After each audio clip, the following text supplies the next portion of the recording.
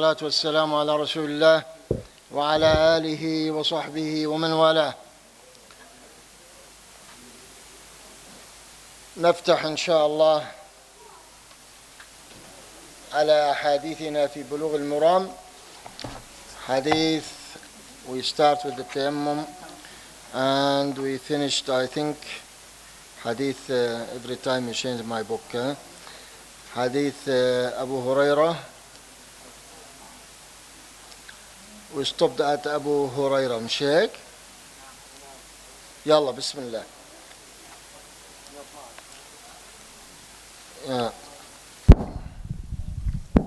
يلا شباب يلا. وعن أبي هريرة رضي الله تعالى عنه قال: قال رسول الله صلى الله عليه وسلم: الصعيد وضوء المسلم وإن لم يجد الماء 10 سنين، فإذا وجد الماء فليتق الله وليمسه بشرته. رواه البراز وصححه ابن القطان، ولكن صوب الدارقطني إرساله، وللترمذي عن أبي ذر نحوه وصححه، والحاكم أيضا. We're on page 56, hadith 112. Narrated Abu Hurairah radiyallahu anhu, Allah's Messenger sallallahu alayhi wasallam said, the soil is a means of ablution for the Muslim believer, even if he does not find water for 10 years. But when he finds water, he should guard against disobeying Allah and let it touch his skin. Reported by Al-Bazzar, and Al-Qattan graded it Sahih. But Al-Daraqutni considered the correct opinion is that it is mursal, missing link in the chain after the tabi'i.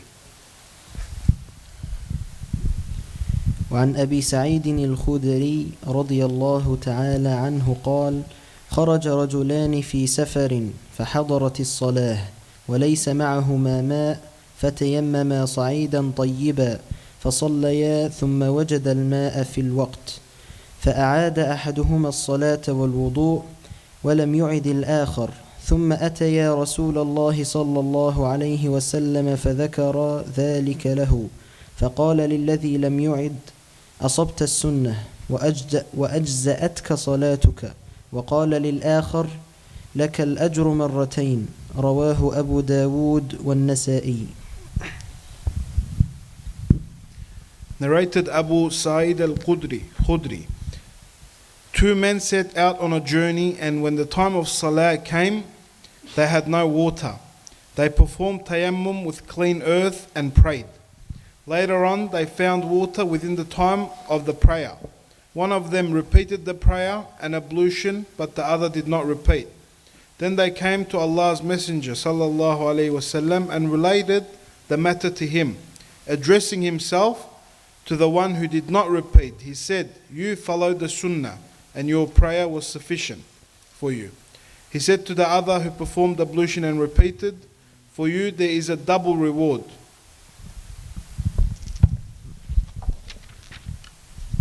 وعن ابن عباس رضي الله تعالى عنهما في قوله عز وجل: أعوذ بالله من الشيطان الرجيم: وإن كنتم مرضى أو على سفر، فقال: إذا كانت بالرجل الجراحة في سبيل الله والقروح فيجنب فيخاف أن يموت إن اغتسل تيمم. رواه الدارقطني موقوفا، ورفعه البزار، وصححه ابن خزيمة والحاكم.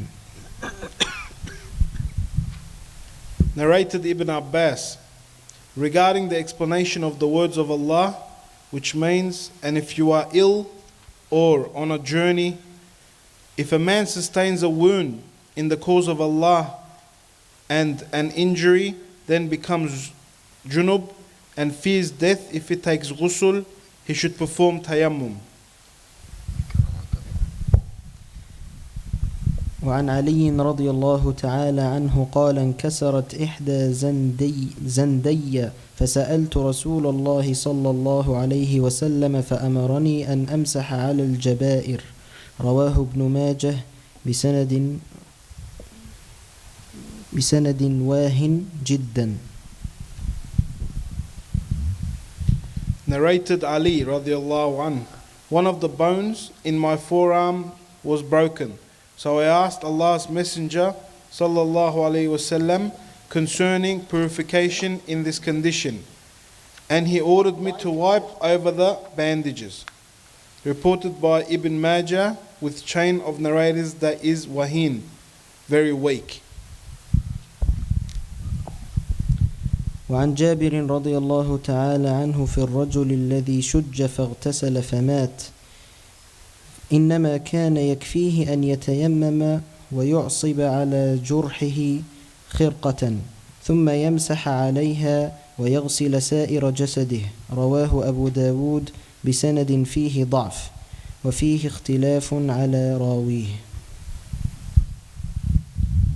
Narrated Jabir concerning the man who had sustained a wound in his head and took a bath and died. Allah's Messenger sallallahu alaihi wasallam said, it would have been sufficient for him to perform tayammum, then bind the bandage over the wound and wipe over it with wet hands, and then wash the rest of his body. وعن ابن عباس رضي الله تعالى عنهما قال: من السنة ألا يصلي الرجل بالتيمم إلا صلاة واحدة ثم يتيمم للصلاة الأخرى. رواه الدارقطني بإسناد ضعيف جدا. Narrated Ibn Abbas, it is the sunnah that a person should not pray more than one prayer with one tayammum. Then he should perform tayammum for the next salah, prayer. Reported by Daraqutni with a chain of narrators that is da'if, very weak. جزاكم الله خيرا وأحسن الله إليكم. الحمد لله مرة أخرى. حديث أبو هريرة رضي الله تعالى عنه. Of course they translated that الموقوف, broken chain. المرسل, sorry. الموقوف is a broken chain, but المرسل, microphone is mic.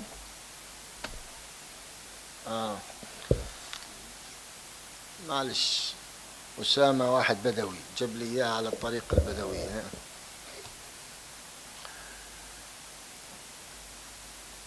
First, maybe all of you noticed that the hadith we talked about from hadith Abu Hurairah until the last hadith, none of them has a very strong chain. Did you notice that? Either mursal or mawquf or very weak, which all of that is part of al-da'if, the weak hadith. The question, I'm sure, raised in everyone's head, why we have this hadith.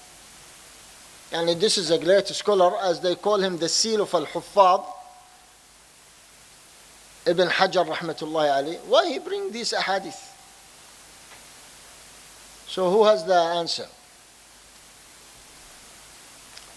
To fill more pages of his book? Oh, mashallah, we have a star here. Okay, Sufyan, تفضل.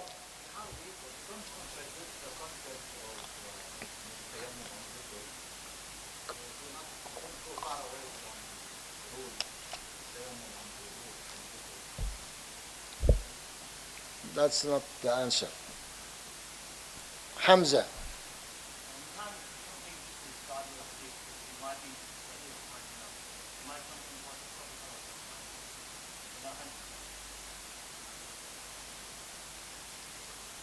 Why you brought them here if you are not 100%?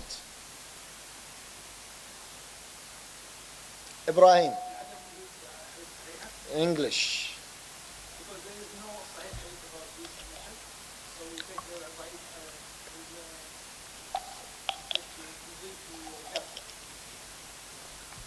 استغفر الله من هذا وتب إليه. حاشا لله أن يكون في ديننا gap.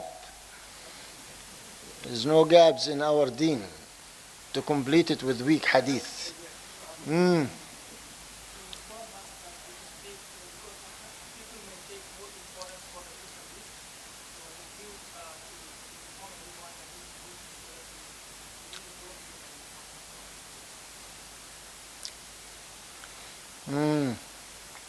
Any other? No. Anyhow, all of you is wrong. And تفضل بالعربي.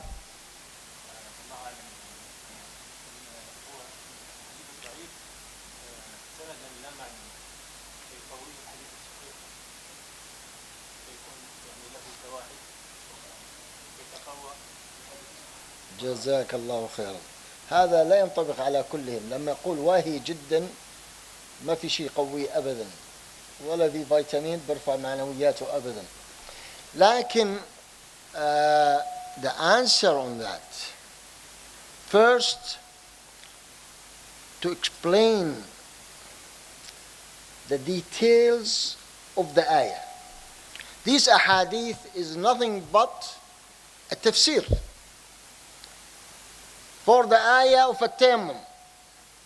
Look here, the example of Ibn Abbas radiyallahu ta'ala anhu. After he revealed the ayah in hadith number 110, and he said, if you have a wound or a cut in you or some pimples or something hurting your body and you can't have a shower because of that, ghusl, remember the word ghusl, then you can have tayammum.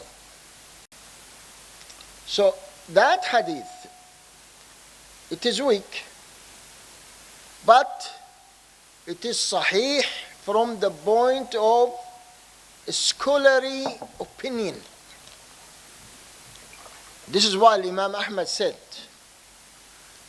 better to give my own opinion, I get the weak hadith.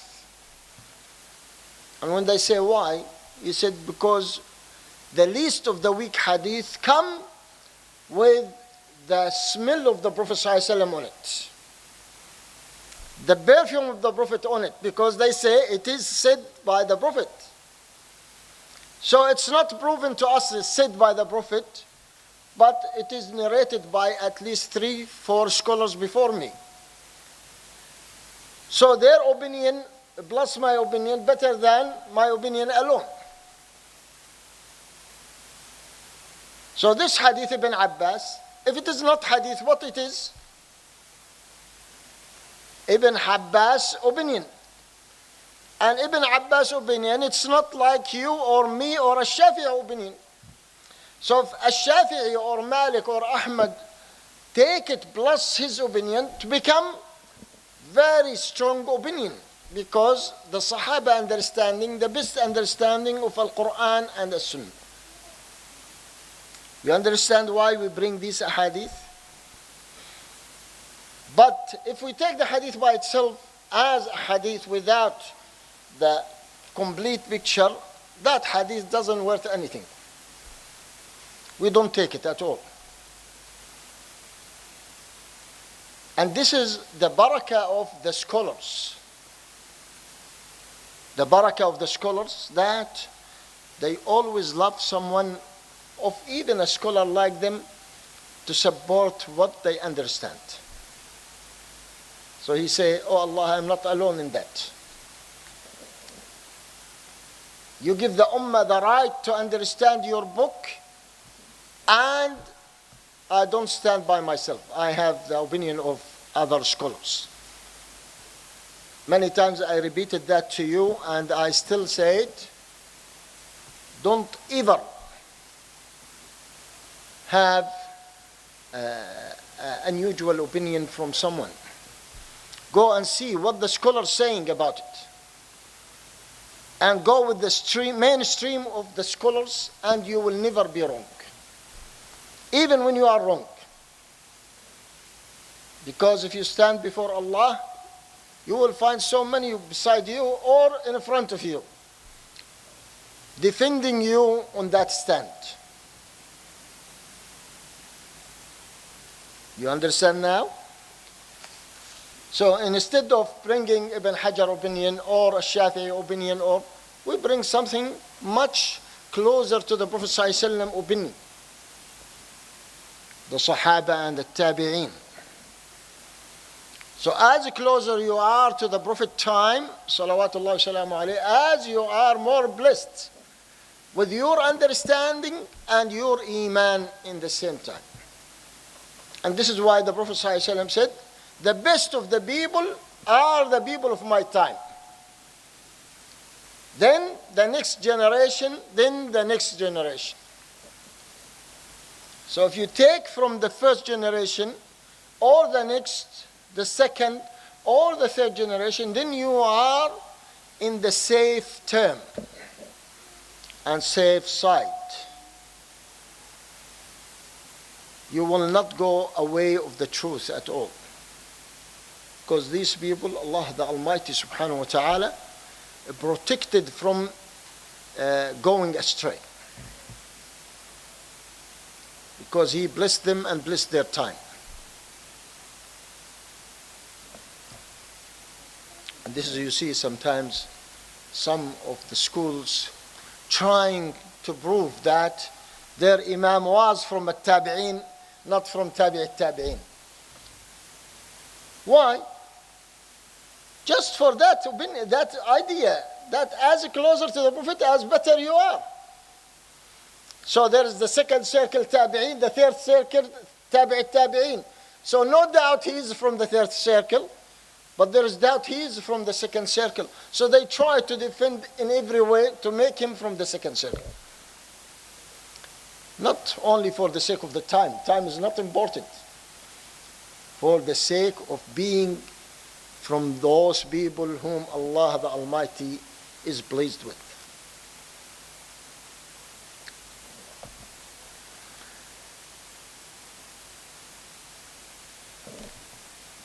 Hadith Abu Sa'id al-Khudri radiyallahu anhu. This is the only Sahih hadith in the majority of the hadith we read.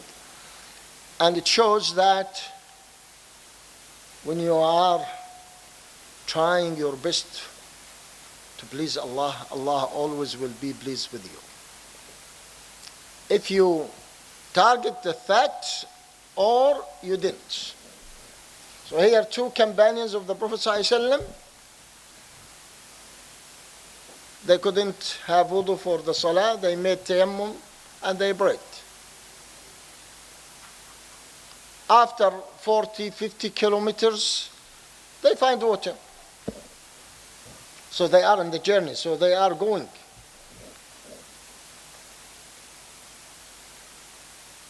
So one of them said, I make wudu and repeat my salah. The other said, no need for that. We already tried our best to find water, we couldn't find in that time.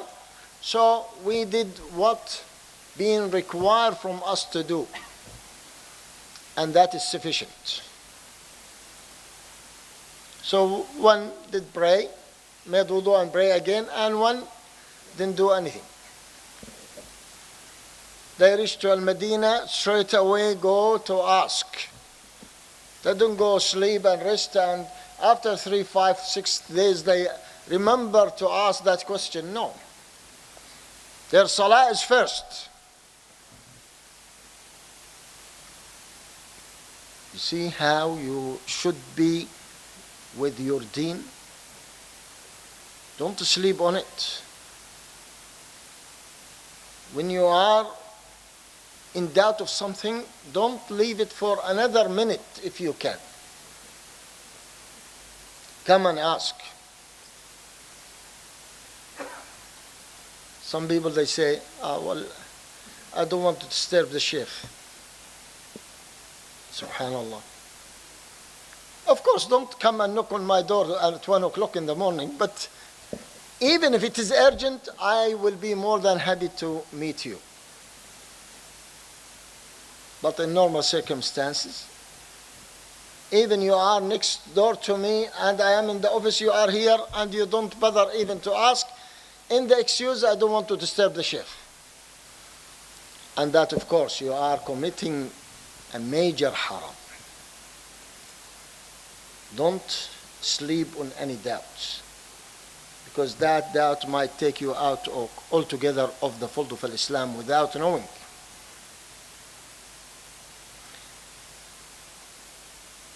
So they went and asked the Prophet ﷺ, and he said to the first one, you done a great deal.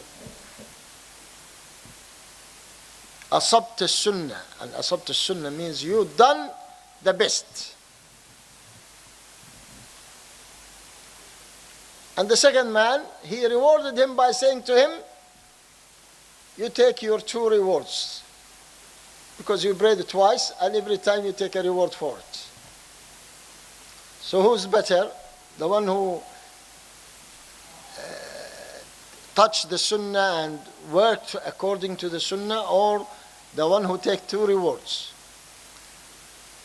Of course, the one who target the sunnah is the best.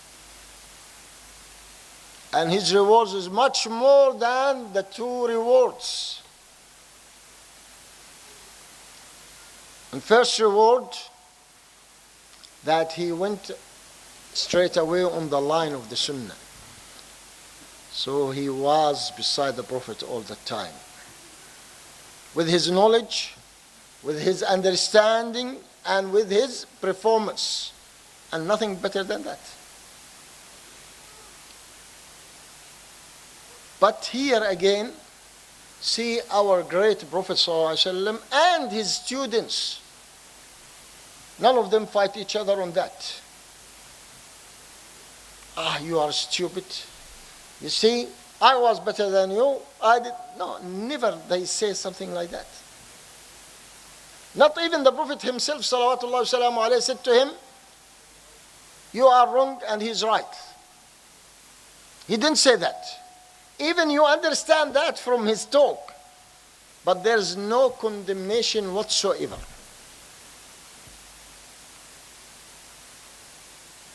One take 3 rewards and one take 1 reward, 2 rewards for each reward for his salah. Yani 1 reward for each salah. But both of them trying their best to please Allah. This is why Allah doesn't condemn anyone try to please him.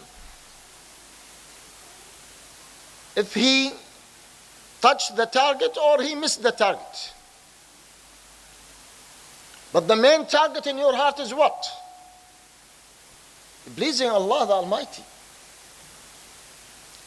And this is why always, before you think of the action, think of what the action is for.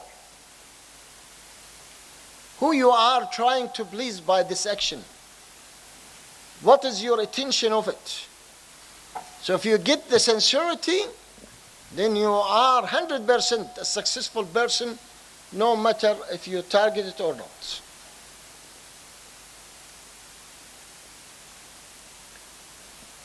The meaning of the hadith is authentic, that if you don't have water for 10 years, you can make tayammum. Of course, that's something we understand from Al-Quran and the Sunnah. But of course, that is something maybe is very hard to see it in practice. But let's say it could happen, then we don't mind it at all. Having a shower with some dust. The other ahadith talked about a question being asked by one of the brothers last week about al-mash ala al-jabira. This is what we call it, al-mash ala al-jabira. What is al-jabira? Al-jabira, what is it? The blast. Something you rub your hand with because it's wounded.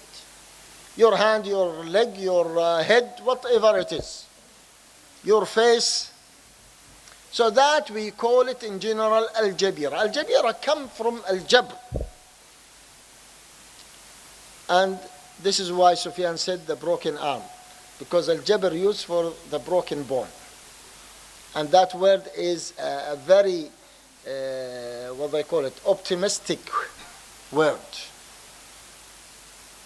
And instead of saying broken arm, they say fixed arm. And the Arabs are very beautiful in this sense. They never say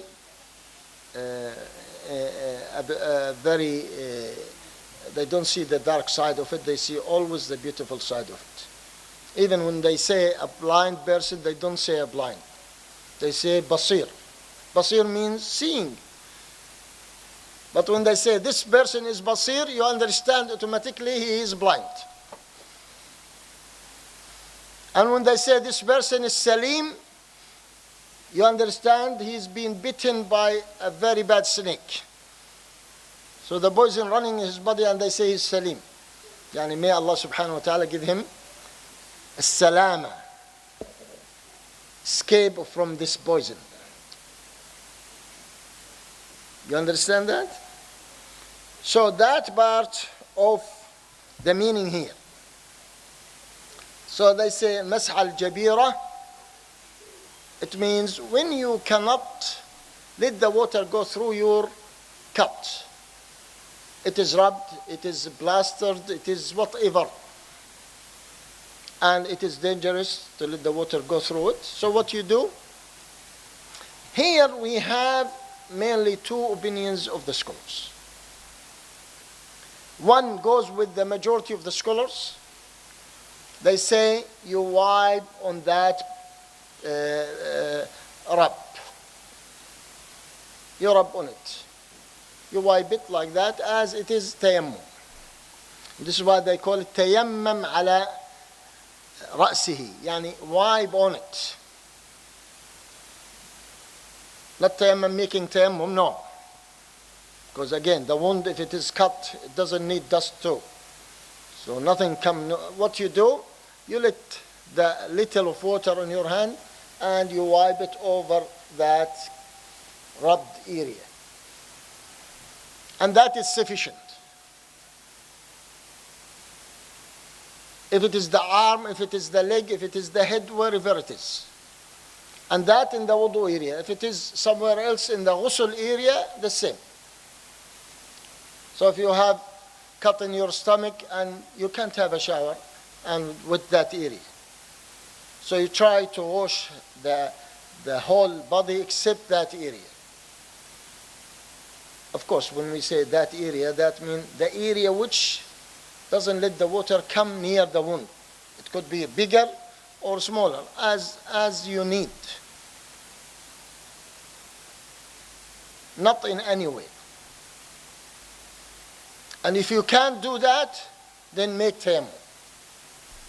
And now you make tayammum on the whole thing. You understand that? So let's say the cut, you have a big operation in your heart, and they open your chest from here down to the bottom. You can't, of course, touch the water by any means for a few days. If you need to do it, then just make tayammum, and that's it. Because this is now a big piece. You can't wash your back and leave your chest. That's impossible, or about impossible, unless someone help you and with the cloth or something to touch the water in your body. But as I said, our Islam found on the easy ship, on the easiness. So we don't need to bring 2-3 people to shower you. That is a hardship, it's not an easy ship. But if the area, let's say your arm or your leg, you can't do that, so you cover it by plastic. By now we have a lot of things to do to deal with that cut. So we do it, then the rest we shower it, and that's it. The other opinion saying, because the hadith here is not authentic at all, we don't need to do anything. We don't need to do anything. So like that hand is not there. Wash your body and leave the hand without any wash, without anything. Because they say al-aslu al-ibra'u min al-amal. The ruling say, yani al-asl, for any action in Islam to be free, unless you have a proof to do it. While we don't have a proof, then we don't do it. You don't need to wipe, you don't need to have a tayammum, you don't need any of that. Consider that leg is not there. Look, if somebody lost his leg, what he does? He has to go bring it and shower it? No, there's no leg. They put a plastic leg for him, and that plastic leg doesn't need any wash or shower or anything. True? Maybe some of you doesn't know that. Don't shower your plastic leg. It's not your leg. So this is what you do. Like that is being cancelled of your body. Else you don't have it. Until it become good, then you shower it again. Even that opinion is by the ruling of understanding the fiqh. It's much stronger than the first opinion. But I always feel to go with the first opinion because the majority of the scholars going with it. As I said, better to be safe than sorry. So when I have Al-Imam Ahmad, Al-Imam Malik, Al-Imam Shafi'i, Al-Imam Abu Hanifa, and hundreds of thousands of scholars from their schools with me, better than I go to other side of the scholars. I don't have major, well, they are major, and every scholar is a major scholar, but not in number as big as these people, so I will feel better with these people.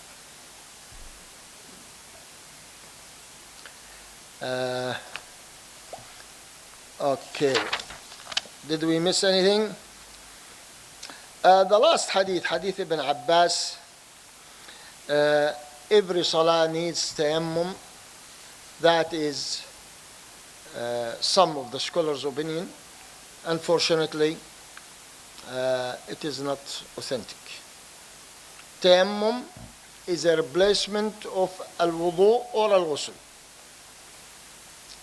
So what's the ruling of al-wudu? What is the ruling of al-wudu? You can pray 1 salah, 2 salah, 3 salah, 4 salah, 5 salah. Depends on your stomach. So if you can have al-wudu for a long time, you can pray. If you can't, if you break your wudu, you need another wudu. Tayammum the same. So you pray dhuhr, you pray asr, you pray maghrib, and you need wudu, you go make tayammum again. And that's it. So you don't need it for each and every salah. But if you want to do it for the sunnah of making wudu every salah, that even if you have wudu, that is another issue. That is, as they said, nurun ala nur. Nurun ala nur yahdi Allahu li nurihi man yasha wa yadribu Allahu al-amthala lin-nasi wallahu bi kulli shay'in alim wa jazakum Allahu khayran. تفضل يا إبراهيم.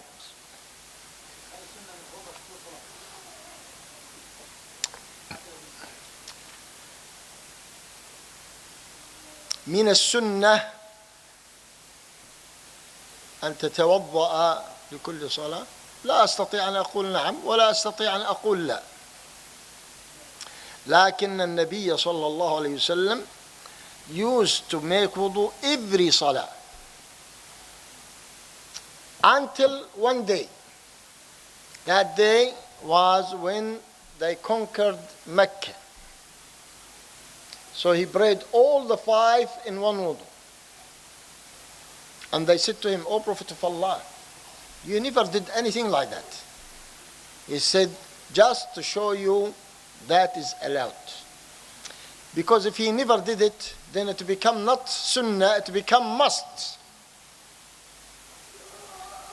Because if the Prophet ﷺ did something constantly, without any break, then we take it as what explained from Al-Quran. So Al-Quran explained al-wudu as one of the conditions of as-salah. So it become a condition on you to make wudu every salah. But when the Prophet ﷺ break that habit, show us that is a sunnah to do it. So it is a sunnah, but it is not a sunnah. So the big difference is between saying the sunnah and a sunnah. It is a sunnah to make wudu every salah. Abu Naim.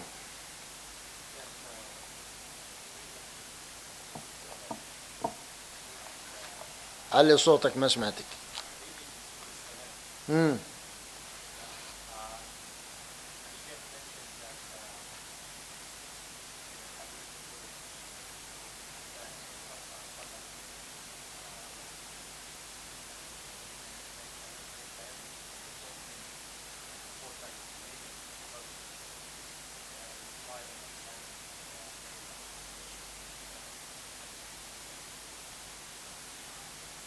This is the hadith. We don't need another hadith on that.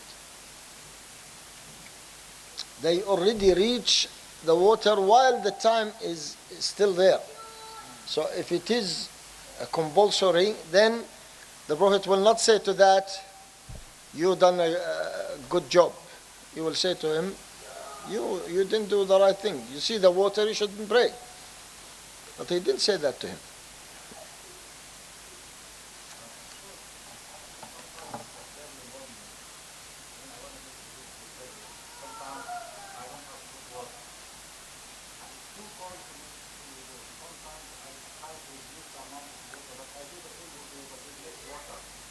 That you should do. You shouldn't make wudu for more than that. If it is cold or it is hot.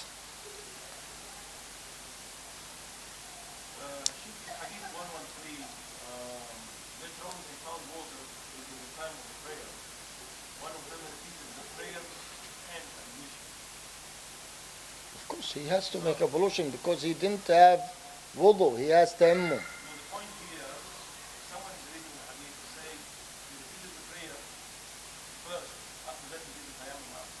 الله يهديك.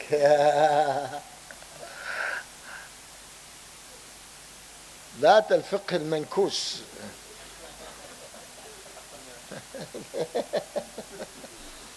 تفضل.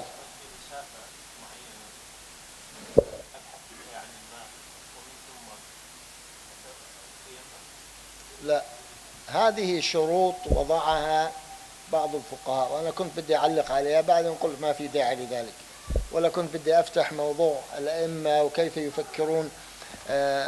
بعض الفقهاء they make it so difficult for you. لا، ما في داعي. ما فيش مي حواليك، يعني فيما ترى الآن حواليك، ما تروح 10 كيلو يمين و10 كيلو شمال و10 كيلو left و right. لا، you don't need to do any of that. Yes, there's no water with you, and in the area you stop. For example, in the olden days, they have stations like here. Anyhow, if you travel in Australia, in the far distance, like you go from here driving to Perth, you will find stations. The government make it rest area for you. Even from here to Sydney, even it is short, but again you find different station there. They call it a station. Maybe it was for the Camalis in the olden days. So they have a rest area, big tank of water, toilets, everything. So that is the station. So you reach to the station. In that day there's no water. So what you do? Make tayammum. You don't go for another 10 kilos to see maybe the water, because they put it every 300 kilos. So they don't make it for every 10 kilos. Every 300 kilos there is that station. So you don't go, you look around. Maybe there's water here, there's water. They change the tab area around you. You don't move out of your area and you don't drive the car away. No, just where you are. You stop for the salah, you don't find water, you make tayammum, you pray. And that's it. After a mile driving, you find the petrol station with water and everything. You don't stop and pray again. No, let's finish. But from your intelligence, maybe what you do, you say, okay, I pray dhuhr only. I then find water, so I pray dhuhr only. Then next stop, take another 2 hours, 3 hours, I'll find water, I pray asr. Because next stop you should stop. 300 kilos, they put it for you to rest. So you break. That will be from your intelligence and feeling that you should please Allah the best. That will be from your fiqh, your good understanding of Islam. You pray dhuhr, then you go for the next station, you find water, you pray asr. Will be very excellent choice. Sheikh, I'm a bit confused about the weak hadiths and if we have correct hadiths and correct understanding from ayah and the sunnah, and we have qiyas and so forth by the scholars, why do they then attribute these to the Prophet with missing limbs and weeks? And I don't understand that. We explained that before. Why we have recorded the weak ahadith. We explained that before, and the brother, Jazakallah khair, Abu Bakr here, he shed the light on it. But that another story. We don't here bring why the scholars kept the record of the weak hadith. Because that part of the trust Allah subhanahu wa ta'ala trusts the ummah on. And secondly, by the humbling of the scholars. Not every scholar think he knows everything and he said, khalas, it is weak hadith, throw it, and no. You say, maybe it is now for me weak hadith, but leave it for other people to check it. So he recorded and he put his opinion on it, that I believe it is weak. Other scholar come and say, I disagree with you, or I agree with you. A third scholar come and say, I disagree with you. I find another chain for this hadith, and that chain saying it is authentic. Or where you are missing the chain, I find it. As Allah said, the Almighty subhanahu wa ta'ala, وَفَوْقَ كُلِّ ذِي عِلْمٍ عَلِيمٍ. وَفَوْقَ كُلِّ ذِي عِلْمٍ عَلِيمٍ. Don't think ever you are the best. Always say, sometimes better than me, much wide range of knowledge he has than me, high scope than my scope, he will find the solution for this problem, which I couldn't find. And this is why the scholars memorized thousands of hadith, and they record it in different books. And some of the books say this is authentic hadith only. Like Al-Bukhari. Al-Bukhari, rahimahullah wa radiya anhu, wa jama'na wa iyyad, fi dhillihi yawma la dhilla illa dhilluh. He memorized how many hadith? Yalla, good boys. 700,000 hadith. He memorized and wrote, not memorized only, and wrote by his hand 700,000 hadith. With the chain, with chains, not chain. And from these 700,000, he choose for you 8,000 and put it in Al-Bukhari. With about some of them about 8-9 chains to break any doubt for anyone. It's not narrated by one sahabi, one hadith, one chain, no. This is why, from his great, deep knowledge of understanding the hadith, he used to bring pieces of the hadith by different chains. Even when he went to Al-Iraq, may Allah return Al-Iraq to Ahl Sunnah, and they asked him to narrate hadith for them, he said, I will narrate a hadith of your mashayikh. He only bring them a hadith which narrated by the mashayikh of their town. So he knows their mashayikh better than them and what they narrate of al-hadith. Then they record, this is from that hadith and that hadith and that hadith. Muslim, the same. Al-Imam Ahmad recorded 40,000 in his book, 30,000 actually, 30,000 in his book. And he said to his son, if there is any problem you face in your life, this is the index you return to. You will find an answer. And Imam Ahmad memorized how many? 1,000 hadith, 1 million. So you find Bukhari books, one has 8,000, one has 10,000, one has 20,000, one has 40,000, and some better than other. But he record that for the ummah. So for the people come after him to see something, because the knowledge started to be recorded in that time. That was the starting of recording the knowledge time. In the second century of Islam. In the first century of Islam, most of the scholars memorized and rely on their memory. Hardly to find a book. And this is why they say Imam Malik, the first one who narrated that book. This is his book was so superior because it was the first book. Other, they write sometimes ideas here and ideas there. Then the recording starts. From Imam Malik, the first book, then start the books. But in Al-Bukhari time and after that, the recording become a common thing. Every scholar start to record his ideas, his memories. It become in the books. And this is why it's easy for the next generation to follow the link. If the sheikh dies before, his memory dies with him. Khalas. Who can't see what's in his memory? No one. But now they record. From the second century, they start to record.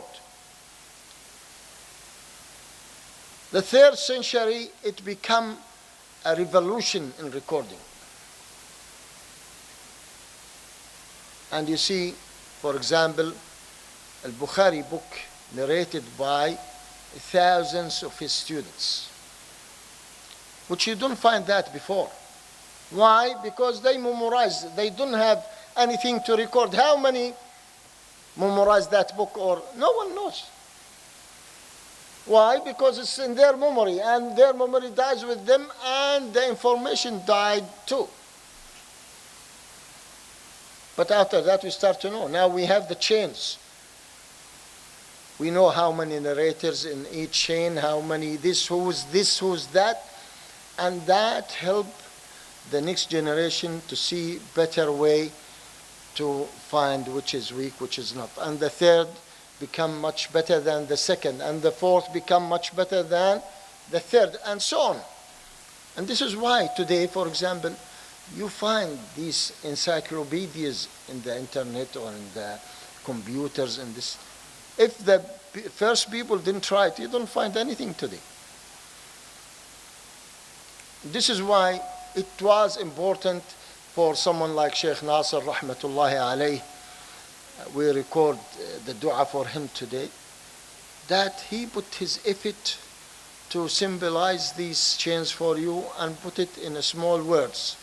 Sahih, Hasan or Da'if. He spent over than 50 years of his life on that. It is easy for him. Now, of course, he traveled through the history.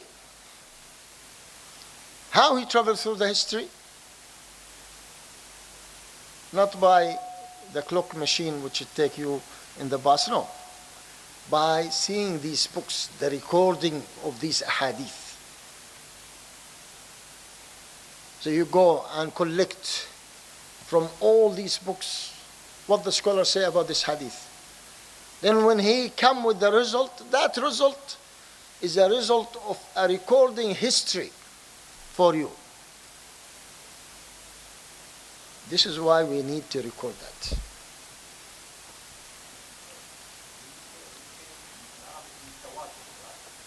ها؟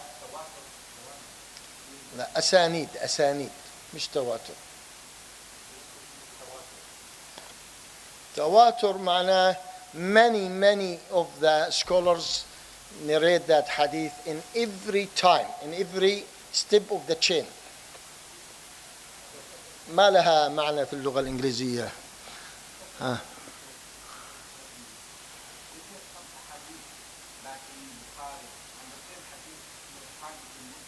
Yes, of course. No, impossible. If you find it in Al-Bukhari and Muslim, that reached to the top authentication of Al-Hadith. Nothing better than that. You can't get any better. Okay, just, yalla, you are the last. I don't want to, yalla, Bismillah.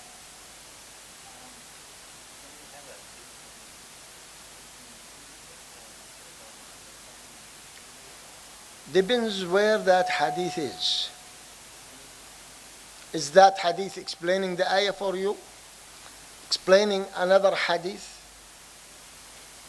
Or just a standing hadith by itself? If it is by itself, you put it aside. And there's so many sahih hadith will complement this hadith. You don't need it.